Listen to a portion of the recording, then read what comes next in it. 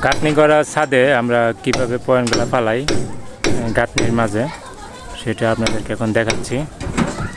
প্রথমে আমরা সেনি আঁতুর দিয়ে যেখানে পয়েন্টটা ফালাবো গাঁথনিটা আমরা যে গ্রুপ কাটি ওই গ্রুপের শেপ অনুযায়ী আমরা সেনি আঁতুর দিয়ে কেটে নিচ্ছি।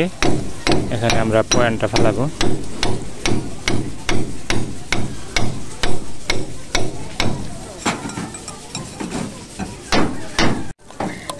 এই যে দেখতে পাচ্ছেন উড়ান দি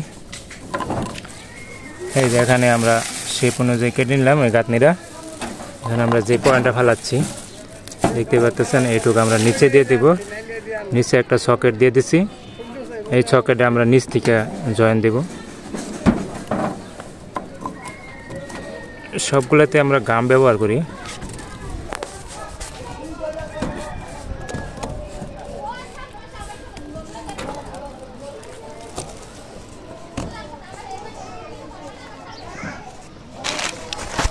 এই পয়েন্ট আমরা ফেলে দিলাম, তারপর এখানে ট্রাই দিয়ে বেঁধে দিব।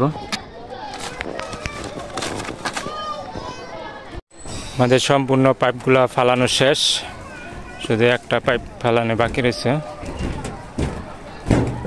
দেখাচ্ছি এখানে 6টা রুম আছে, ওগুলা গাঁথনি করা।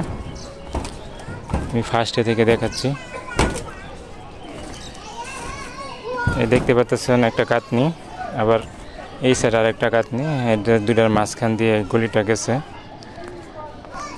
এটা এই যে সোজা বরাবর আমরা একটা সার্ভিস দিছি একবারে ওই শেষ প্রান্ত পর্যন্ত। সার্ভিস এখান থেকে সোজা ঢুকে যাবে সার্ভিস, তারপর দুই দিকে এই পাশের রুমে এদিকে চলে গেছে, এই পাশের রুমে এদিকে চলে গেছে। পরের রুমেও একই সিস্টেম। এখানে একটা সার্কুলার বক্স দিছি এই গলির মাঝখানে, এটা এই রুমে ঢুকে গেছে, এটা এই রুমে ঢুকে গেছে। এইভাবে আমরা সার্ভিসগুলো দিছি রুমের। তারপর রুমের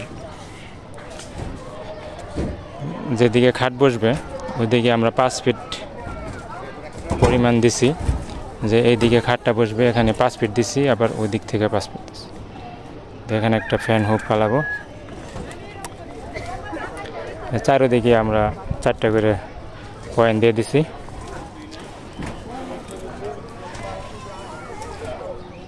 আমাদের সম্পূর্ণ ছাদের পাইপগুলো ফালানো কমপ্লিট। 6টা রুমের জন্য আমরা 30টা পাইপ রেখেছিলাম, 30টাতে এখন আছে, এডি পাইপ এখন আছে। এখানে ফুল পাইপ আছিল 1টা 2টা 3টা 4টা 5টা পাইপ পাচ্ছে। 25টা পাইপ আমরা ফালাইছি। কেবলটাই লেগছিলাম 3 প্যাকেট।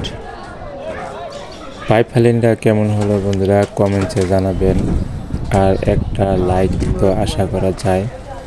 তাহলে ভালো থাকবেন, সুস্থ থাকবেন, ধন্যবাদ।